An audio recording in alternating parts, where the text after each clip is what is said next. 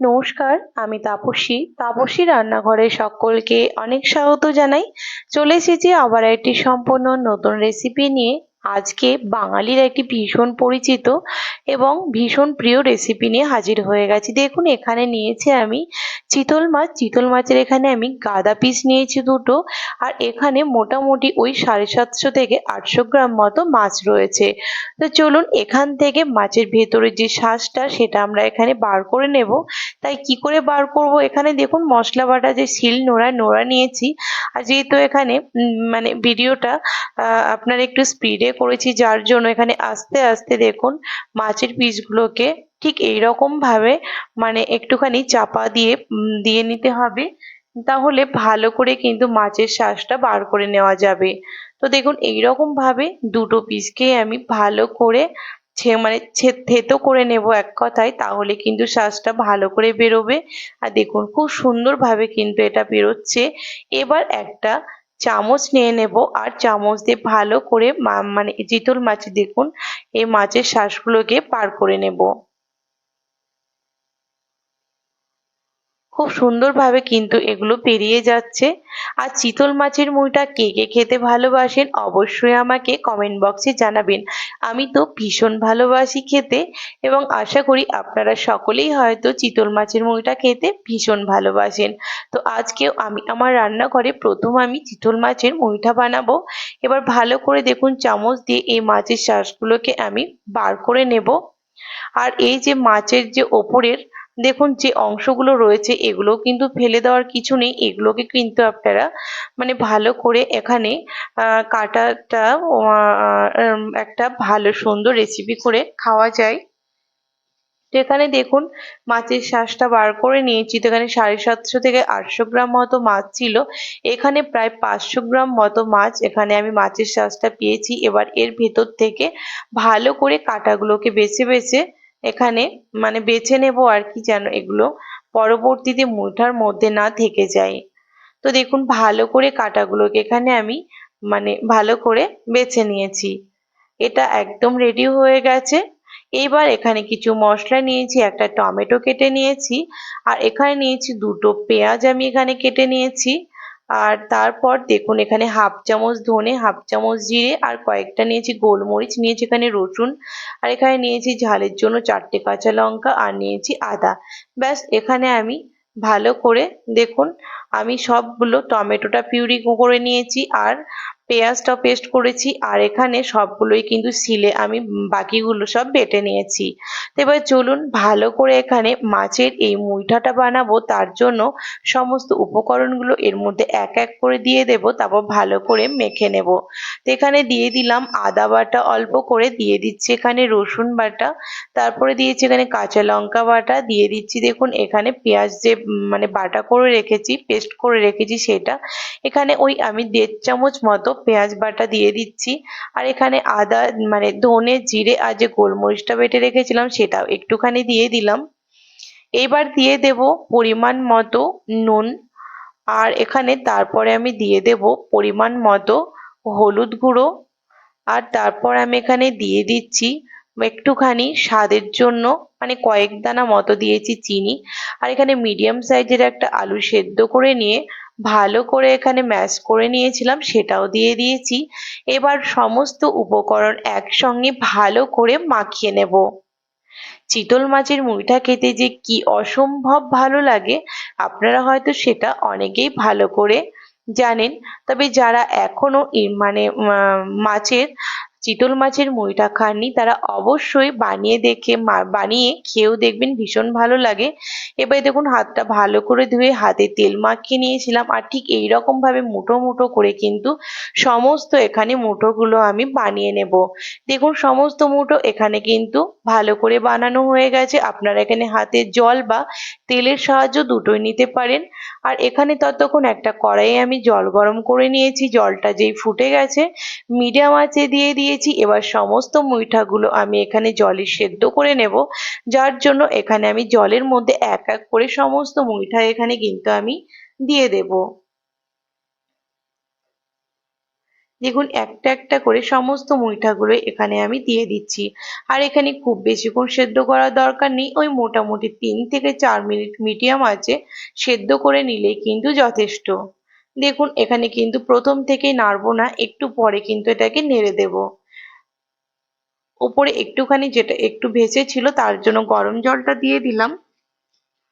দেখুন এখানে প্রায় কিন্তু আমার 3 থেকে 4 মিনিট হয়ে গেছে। এবার ভালো করে দেখুন একটুখানি নাড়িয়ে নিচ্ছি, তারপরে এক্ষুনি আমি কিন্তু সাথে সাথে উঠিয়ে নেব। আপনারাও কিন্তু এখানে 3 থেকে 4 মিনিটের বেশি সেদ্ধ কিন্তু করবেন না, কারণ তার বেশি কিন্তু প্রয়োজন নেই। দেখুন সেদ্ধটা এখানে হয়ে গেছে, এবার আমি এগুলোকে উঠিয়ে নেব।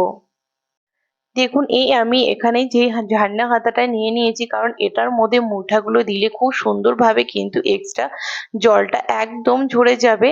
আর এগুলো কিন্তু খুব সুন্দরভাবে শুকনো শুকনো হয়ে যাবে, তাহলে জল থাকবে না। তাহলে আমি এগুলো ভালো করে তেলের মধ্যে আবারও ভেজে নেব। তো জলটা যেন ভালো করে ঝরে যায় তার জন্য কিন্তু এর মধ্যে আমি দিয়ে দিলাম। বাকিগুলো আমি সাইডে আবারও আর এক জায়গায় উঠিয়ে নিয়েছি, সেটাও কিন্তু ভালো করে জলটা আমি ঝারিয়ে নেব। আর এই যে কড়াইয়ের জলটাকে ভালো করে মানে ফেলে দিয়ে দেখুন ধুয়ে নিয়ে এখানে আমি তেলটাও গরম করে নিচ্ছি, কারণ যে মুইঠাগুলো আমি সেদ্ধ করে রেখেছি সেই মুইঠাগুলো এবার এই গরম তেলের মধ্যে আমি ভেজে নেব। আমি কিন্তু এখানে সাদা তেল দিয়েছি মুইঠাগুলো ভেজে নেওয়ার জন্য, আপনারা কিন্তু চাইলে সর্ষের তেলের মধ্যে মুইঠাগুলো ভেজে নিতে পারেন। আমি ভেজে নেওয়ার জন্য এখানে সাদা তেল ব্যবহার করেছি, কিন্তু গ্রেভিটাকে রান্না করে নেওয়ার জন্য কিন্তু আমি সর্ষের তেলই ইউজ করব। তো এবার এক এক করে মিডিয়াম আঁচটা কিন্তু মিডিয়ামে রাখতে হবে, একেবারে হাই আঁচ বা এখানে লো আঁচে রাখার দরকার নেই। মিডিয়াম আঁচে দিয়ে অল্প অল্প করে একদম হালকা কালার চলে আসা পর্যন্ত কিন্তু ভেজে নেব। একেবারে মানে বেশি ডিপ ভাজি যে কালারটাও একটা ধরে এসেছে, এই রকম ভাবে কিন্তু মুইঠাগুলো ভেজে নিতে হবে। আর ঠিক এই সময় কিন্তু মুইঠাগুলো এখানে তেল থেকে উঠিয়েও নিতে হবে। তো চলুন এখানে কিন্তু দেখুন আমি ভালো করে তেলটা ঝাড়িয়ে ঝাড়িয়ে এখানে মুইঠাগুলো আমি একটা পাত্রে উঠিয়ে নেব। আর এই রকম ভাবে সমস্ত মুইঠাগুলোই কিন্তু আমি ভেজে নেব। তো সমস্ত মুইঠা এখানে ভাজা হয়ে গেছে, তেলটা এবার এখানে আমি চেঞ্জ করে দেব। তো দেখুন তেলটা আমি অন্য পাত্রে উঠিয়ে নিয়েছি আর দিয়ে দিয়েছি এখানে রান্না করার জন্য সর্ষের তেল। কারণ সর্ষের তেলেই মুইঠাটা রান্না করলে কিন্তু এর টেস্টটা ভীষণ ভালো হয়। তবে আপনারা চাইলে সাদা তেলও করতে পারেন। ফোড়নে দিয়ে দিলাম আমি একটু গোলমরিচ, লং, এলাচ, দারুচিনি আর শুকনো লঙ্কা। আর দিয়ে দিলাম অল্প একটুখানি সাদা জিরে। আর আঁচটা কিন্তু একদম লোতে রয়েছে, নয়তো ফোড়নটা কিন্তু পুড়ে যাবে। যখন একটা খুব সুন্দর দেখুন স্মেল এসে গেছে, এবার যে পেঁয়াজ বাটাটা রেখেছি এবার সেই পেঁয়াজ বাটাটা এর মধ্যে আমি দিয়ে দেব। আর আঁচটা কিন্তু কমেতেই রয়েছে। তো এখানে পেঁয়াজ বাটাটা আমার এখানে দেওয়া হয়ে গেছে। এবার কিছুক্ষণ পেঁয়াজ বাটাটাকে আমি ভালো করে মানে কষিয়ে নেব। কিছুক্ষণ পেঁয়াজ বাটাটা কষিয়ে নেওয়ার পর কিন্তু এখানে আমি আদা রসুনটা দেব। দেখুন খুব সুন্দরভাবে কিছুক্ষণ আমি পেঁয়াজটাকে কষিয়ে নিয়েছি, এবার আমি দিয়ে দিচ্ছি আদা আর এখানে দিয়ে দিলাম রসুনের পেস্ট। এবার আবারও আমি কিছুক্ষণ এখানে ভালো করে নাড়াচাড়া করে নেব। মশলা যত আস্তে আস্তে বেশিক্ষণ ধরে কষানো যাবে, যে কোনো রান্নার টেস্ট কিন্তু তাহলে আরো অনেক গুণ বেশি হয়ে যায়। মশলাটা কিন্তু খুব ধীরে ভালো করে কষে নিতে হয়। এবার কিছুক্ষণ পর আমি দিয়ে দিলাম কাঁচা লঙ্কা বাটা। তবে আপনারা যদি চান তাহলে এখানে কাঁচা লঙ্কার সাথে একটা শুকনো লঙ্কাও দিতে পারেন। আর যে এখানে গোলমরিচ, ধনে আর জিরে বেটে নিয়েছিলাম সেটাও কিন্তু আমি এখানে দিয়ে দিলাম। এবার আবারও কিন্তু বেশ কিছুক্ষণ আমি এই হালকা আঁচে মশলাটাকে কষিয়ে নেব। এবার কষানো হয়ে গেছে কিছুক্ষণ, এবার আমি দিয়ে দিলাম পরিমাণ মতো নুন, পরিমাণ মতো দিয়ে দিলাম এখানে হলুদ। আর এখানে পরিমাণ মতো ওই 1 চামচ দিয়ে দিয়েছি আমি কালারের জন্য কাশ্মীরি লঙ্কা গুঁড়ো। মশলাটা যেন পুড়ে না যায় তার জন্য দিয়ে দিয়েছি একটু মানে জল। তবে মশলাটা কষানোর সময় প্রয়োজনে জল ব্যবহার করতে পারে, নইলে কিন্তু মশলাটা দিয়ে পোড়া মানে তেতো মশলা কিন্তু তেতো গন্ধ হয়ে যাবে। দেখুন মশলাটা বেশ কিছুক্ষণ কিন্তু আমি কষিয়ে নিয়েছি। যে টমেটো পেস্টটা বানিয়ে রেখেছিলাম সেটা এবার দিয়ে দিলাম। এবার ভালো করে নাড়াচাড়া করে নেব। আর ঢাকা দিয়ে দিয়ে একদম তেল ছাড়া ছাড়া পর্যন্ত কিন্তু ভালো করে কষিয়ে নেব। দেখুন ভালো করে এখানে নাড়াচাড়া হয়ে গেছে। এবার এটাকে আমি ঢাকা দিয়ে দিয়ে ভালো করে কষিয়ে নেব একদম তেল ভেসে ওঠা পর্যন্ত।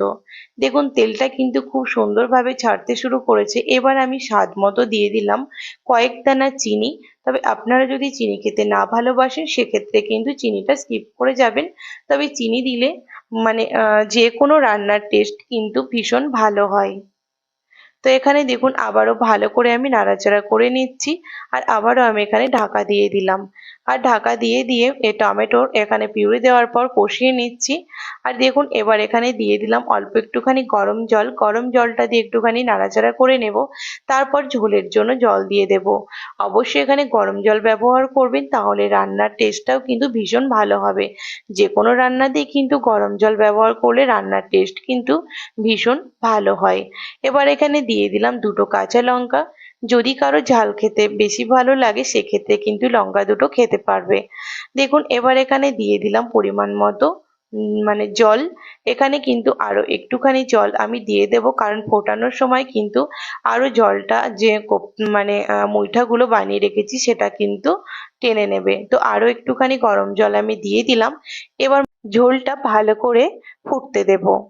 তাই ভালো করে এবার নাড়িয়ে দিচ্ছি। ঝোলটা ফুটে গেলেই কিন্তু যে মুইঠাগুলো ভেজে রেখেছিলাম সেই মুইঠাগুলো আমি একে একে ঝোলের মধ্যে দিয়ে দেব। এই দুপুরের সময় গরম গরম ভাত আর এই মুইঠা, সাথে একটু লেবু থাকলে যদিও মন্দ হয় না। বিশ্বাস করুন আর কিছুই কিন্তু প্রয়োজন হয় না। দেখুন ঝোলটা খুব সুন্দরভাবে ফুটে গেছে। মোটামুটি 2 মিনিট ধরে ঝোলটা আমি ফুটিয়ে নিয়েছিলাম। এবার মুইঠাগুলো কিন্তু একে একে ঝোলের মধ্যে আমি ছেড়ে দিচ্ছি। তো প্রত্যেকটা মুইঠাই কিন্তু এখানে আমি দিয়ে দিয়েছি। এবার ভালো করে আমি এখানে নাড়াচাড়া করে নেব। আর মুইঠাটা দেওয়ার পর কিন্তু বেশ কিছুক্ষণ এখানে মোটামুটি ওই 8 থেকে 9 মিনিট মতো ভালো করে ফুটিয়ে নিতে হবে, নইলে কিন্তু মুইঠাগুলোর মধ্যে একদম ঝোলটা ঢুকবে না। এবার এখানে দিয়ে দিলাম অল্প একটুখানি নুন, কারণ এখানে এবার ঝোলের জন্য নুনটা একটুখানি প্রয়োজন ছিল। তাই কিন্তু এখানে চেক করে নুনটা আমি দিয়ে দিয়েছি। তবে আপনারা অবশ্যই এই ঝোলের সময় কিন্তু নুনটা একটু চেক করে নেবেন, তাহলে কিন্তু আর যদি প্রয়োজন হয় তাহলে একটু নুন দিয়ে দেবেন। দেখুন ভালো করে নাড়াচাড়া করে নিয়েছি। এবার ঢাকাটা দিয়ে দিয়েছি। আর মোটামুটি দেখুন এখানে আমি 8 থেকে 9 মিনিট মতো ভালো করে মিডিয়াম আঁচে কিন্তু এটাকে ফুটিয়ে নিয়েছি।